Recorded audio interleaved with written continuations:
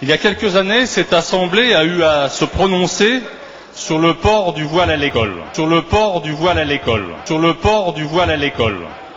Ce problème était considéré comme insoluble par certains. Ce problème était considéré comme insoluble par certains. Il a finalement été abordé dans le fond et réglé de manière républicaine. Et réglé de manière républicaine.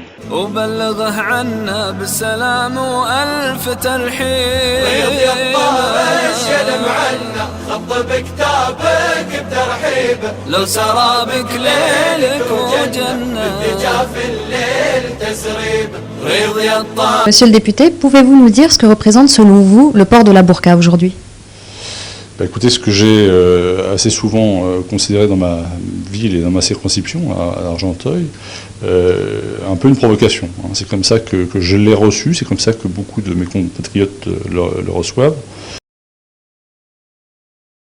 Un peu une provocation. C'est comme ça que je l'ai reçu, c'est comme ça que beaucoup de mes compatriotes le reçoivent. Donc, lorsque nous recherchons la plus parfaite intégration, ça ne va pas dans le bon sens. Comment appréhendez-vous le débat qui a lieu en ce moment sur cette question ? Je le trouve arrivé au bon moment.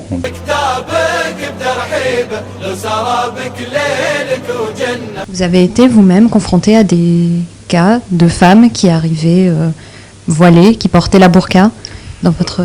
J'étais maire pendant 7 ans d'une grosse ville en région parisienne, donc à Argenteuil, avec de longue date une immigration assez importante. Et j'ai eu, d'une part, à croiser, comme d'autres Argenteuillais, sur les marchés, sur la voirie d'Argenteuil, ces femmes, souvent en petits groupes, hommes et femmes parfois, l'une suivant l'autre.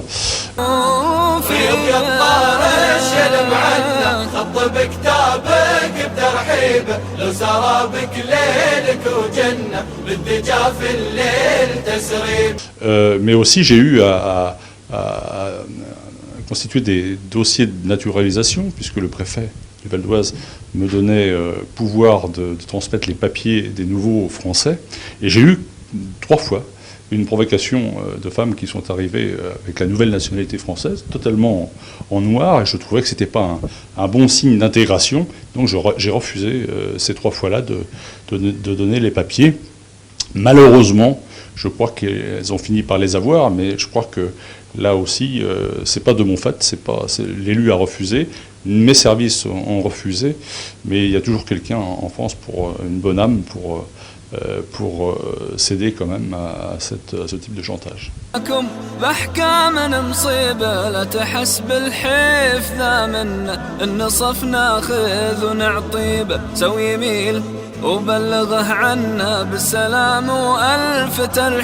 La burqa, on va voir un petit peu comment avance le débat, mais je pense que là c'est quelque chose de plus sectaire qui transcende un peu les bonnes ententes entre communautés et notamment communautés de religion, et je pense qu'il faudra que notamment ceux qui respectent la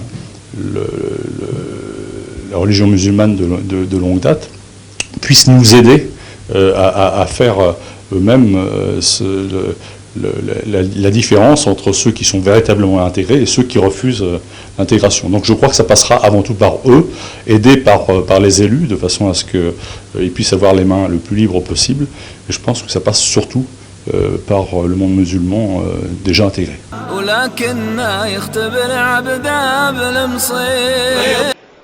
Aujourd'hui, élu d'Argenteuil, j'ai pu personnellement constater l'augmentation du port de la burqa ou du niqab chez les femmes de ma circonscription. Nous arrivons avec cette pratique au stade critique menaçant et portant atteinte à la dignité de la femme, au stade critique menaçant et portant atteinte à la dignité de la femme par la tentative de cacher toute trace de féminité chez ces dernières. Cette pratique est non seulement une manifestation religieuse ostentatoire, mais l'on sait également qu'elle symbolise pour ces femmes l'humiliation et bien souvent la soumission intolérable relevant d'un autre âge auprès de leurs époux ou de membres de leur entourage. Monsieur le Premier ministre, dans d'autres pays d'Europe, comme en Italie, au Luxembourg ou bien encore aux Pays-Bas, le port de la burqa ou du niqab est interdit ou en voie de l'être.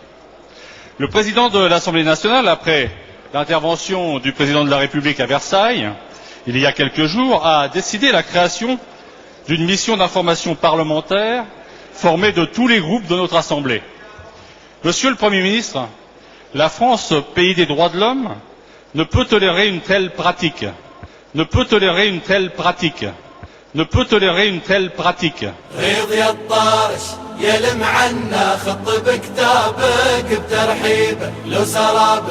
ليلك وجنة بالدجا في الليل تسريب واسأل عنا له المنة قل علامات انت تدريب مدعيكم غايب عنا